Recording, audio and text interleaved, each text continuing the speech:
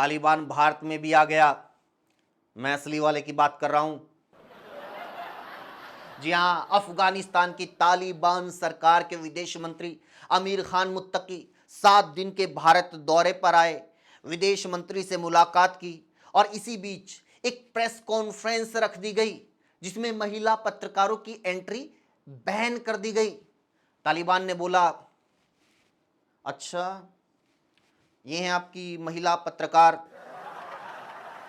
फिर तो रहने ही दो। जी हाँ दोस्तों, अंजना ओम कश्यप की फोटो को लोग जूतों की माला पहना रहे हैं, जूतों से मार रहे हैं। क्यों? आगे बात करेंगे, लेकिन पहले आप ये जान लीजिए कि हमारी सरकार ने तालिबान की शर्त मान भी ली और बिना महिला पत्रकारों के प्रेस कॉन्फ्रेंस करवा भी दी, सिर्फ इस गिल्ट में कि कम से कम वो प्रेस कॉन्फ्रेंस तो कर रहे हैं। सोचिए, हमारी सरकार तालिबान का विरोध करती तो क्या बोलती? अरे इस तरह प्रेस कॉन्फ्रेंस में महिलाओं की एंट्री बैन करना आधी आबादी का अपमान है। तालिबान बोलता, फिर तो प्रेस कॉन्फ्रेंस नहीं करना पूरी मानव जाति का अपमान है।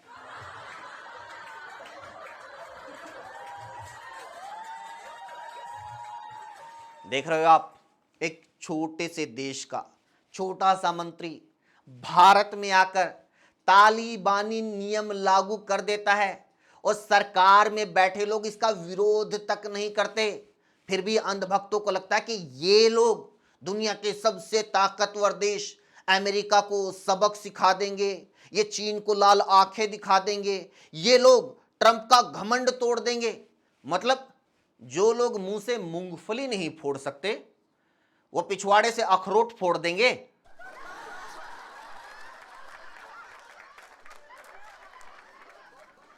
अपने देश के गरीब अब्दुल को टाइट करने वाले दूसरे देश के अब्दुल के सामने खुद टाइट हो गए।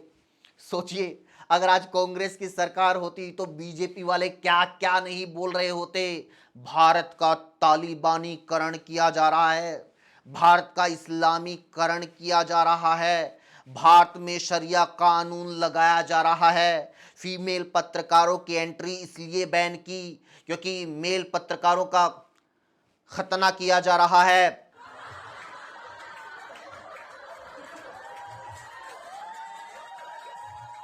मोदी सपोर्टर्स का कहना है कि तुम विदेश नीति को नहीं समझते, तालिबान हमारे मेहमान हैं, वो जो कहते हैं वो करना ही पड़ेगा, मेहमान की बात तो माननी पड़ेगी। भाई जिस हिसाब से हमारी सरकार उनकी सारी बातें मान रही है, मैं तो कहता हूं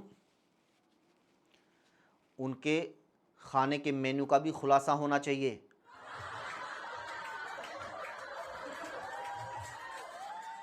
लेकिन आज हम खुलासा करेंगे अमित शाह जी के झूठ का, और उस जूत का मतलब जूता, उस जूते का जो अंजना ओम कश्यप की फोटो पर पड़ रहा है, जो जूता खुद मोदी जी ने अपने अंध भक्तों के मुंह पे मरवाया है, वो भी भिगो भिगो के, वो भी दीपिका पादुकोण के हाथों। इसलिए आखिर तक देखिएगा, क्योंकि आखिर में हम आपकी मेंटल हेल्थ के बारे में एक बहुत ही जरूरी डिस्कशन करेंगे। लेकिन पहले अमित शाह जी की बात करते हैं, जो हर एक चुनावी स्टेट में घुसपैठियों का राग अलापने लगते हैं। उनका कहना है कि देश में मुसलमानों की आबादी बहुत बढ़ रही है क्योंकि देश में घुसपैठ बहुत ज़्यादा हो रहा है, जबकि इस घुसपैठ को रोकने का काम खुद उनकी सरकार का है, खुद उनका है। वो देश के गृह मंत्री हैं, लेकिन वो घुसपैठ को रोकते नहीं, सिर्फ उसके ऊपर बोलते हैं। ये पहले पुलिस वाले हैं जो चोर को देखकर उसे पकड़ते नहीं, सिर्फ चोर चोर चिल्लाते हैं। यही वजह है कि उनकी सरकार के दौरान इतने साल में अब तक सिर्फ 2566 बांग्लादेशी घुसपैठियों को देश से निकाला गया है, जबकि मनमोहन सिंह की सरकार ने 2005 से 2013 के बीच 88,792 यानी लगभग 90,000 बांग्लादेशी घुसपैठियों को देश से निकाला था। ये पूरी डिटेल द प्रिंट के इस आर्टिकल में है, जिसमें खुद मोदी सरकार के राज्यसभा में दिए गए आंकड़ों को छापा गया है। सोचिए, कहां सिर्फ 2,500 और कहां 90,000, लेकिन फिर भी सत्ता के नशे में चूर लोग कहते हैं कि बीजेपी घुसपैठियों की दुश्मन है और कांग्रेस उनकी दोस्त है। वो वो बशीर बद्र का एक शेर है ना, जुगनों ने शराब पी ली है, अब ये सूरज को गालियां देंगे।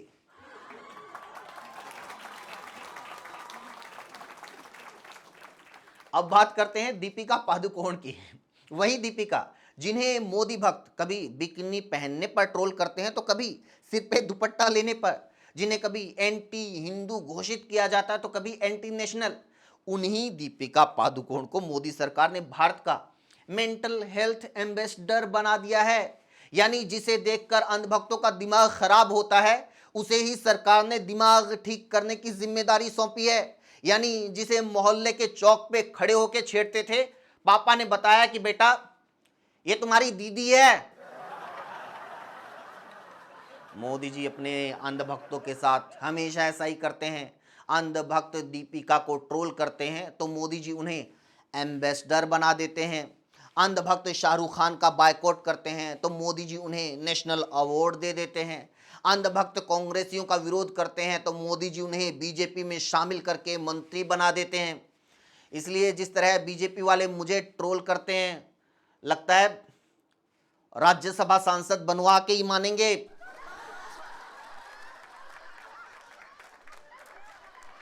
अंजना दीदी खुद तो फंसी, साथ में अपने मालिक को भी फंसवा दिया। लुधियाना में अंजना मैडम और इंडिया टुडे ग्रुप के मालिक अरुण पुरी पर एफआईआर हो गई है, क्योंकि मैडम ने अपने एक प्रोग्राम में भगवान वाल्मीकि को डाकू और लुटेरा बोला था, जबकि इसके बारे में सुप्रीम कोर्ट साफ कह चुका है कि भगवान वाल्मीकि को ऐसा बोलना अपराध है। उनके बारे में जो कहानियां सुनाई जाती हैं कि वो ऋषि बनने से पहले डाकू थे, वो कहानियां झूठी हैं। इसलिए कहते हैं मैडम, जिन चीजों का ज्ञान नहीं उसमें मत घुसो। न्यूज एंकर हो, लोगों को न्यूज दो, धर्म के मामलों में मत घुसो। अगर सरकार ने नहीं बचाया तो मान के चलो मैडम का जेल में जाना तय है। और जेल में तो इनको भी जाना चाहिए था, ये अंकल जिन्होंने सीजेआई पर हमला करने की कोशिश की थी। अब इनका कहना है कि ये कैसे मोहल्ले में रहते थे जहां मुसलमान आए दिन इनकी बीवी को उठाकर ले जाते थे, इसलिए इन्हें बहुत गुस्सा आता था। अरे अंकल, अगर गुस्सा आता था तो उसे मारते जो बीवी को उठाकर ले जाता था। चीफ जस्टिस ने आपका क्या उठाया है? और अपनी वाहियात हरकतों को जस्टिफाई करने के लिए और वाहियात हरकतें क्यों कर रहे हो? इसके बीच में अपनी बीवी बच्चों को क्यों बदनाम कर रहे हो अंकल जी? हम दीपिका पादुकोण की बात करते हैं।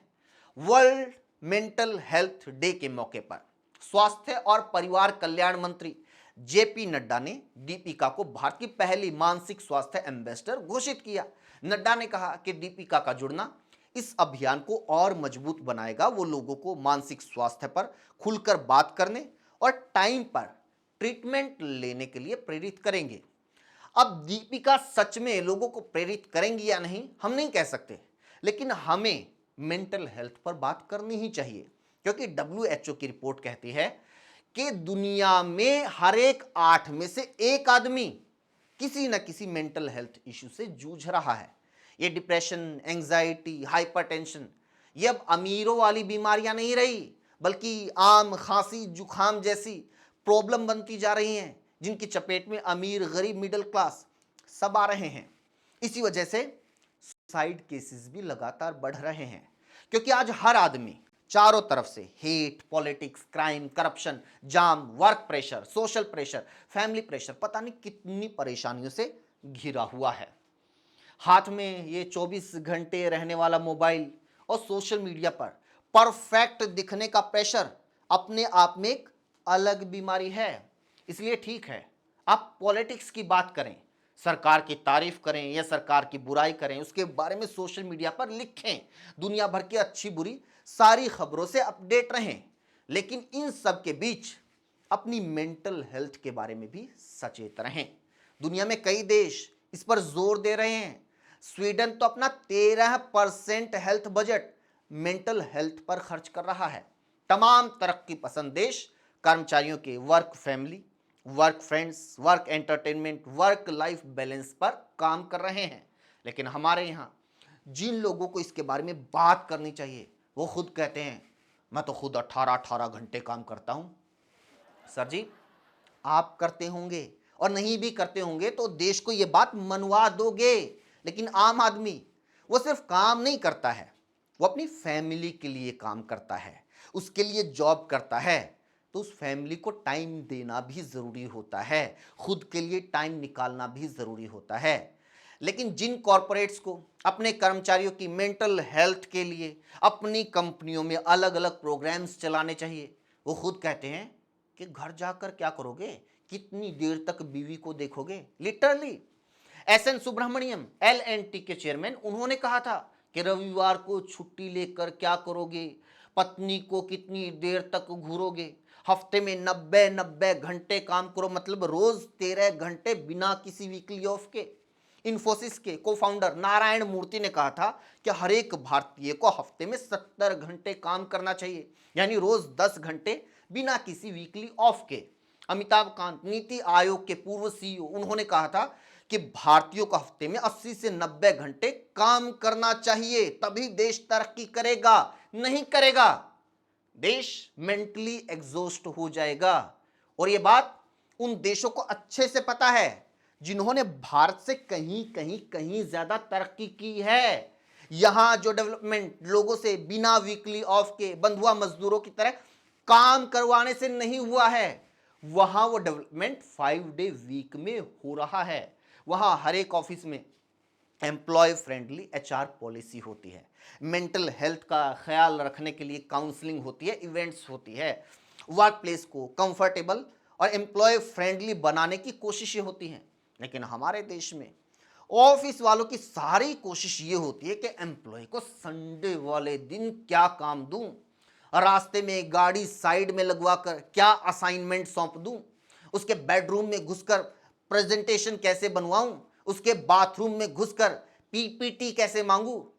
आईटी, बैंकिंग, बीमा, marketing, sales, railway, transport, gig workers, ऐसी कई जॉब्स हैं जहां मेंटल स्ट्रेस बहुत ज्यादा है, इतना ज्यादा कि वो लोग ना जॉब सही से कर पाते और ना ही अपनी फैमिली और सोशल लाइफ को ढंग से जी पाते। इसलिए ऐसे तमाम लोगों की हेल्थ और लाइफ बचाने के लिए, अपनी खुद की मेंटल हेल्थ बचाने के लिए हमें इस देश में बात करनी चाहिए। हमें सरकार से लेकर कॉरपोरेट तक पर इसके बारे में सोचने के लिए प्रेशर बनाना चाहिए। इसी के साथ वीडियो में इतना ही दोस्तों। कैसी लगी कमेंट जरूर कीजिए, और लोगों तक पहुंचाने के लिए शेयर कीजिए, जुड़ने के लिए चैनल को जरूर सब्सक्राइब कीजिए। Thank you so much.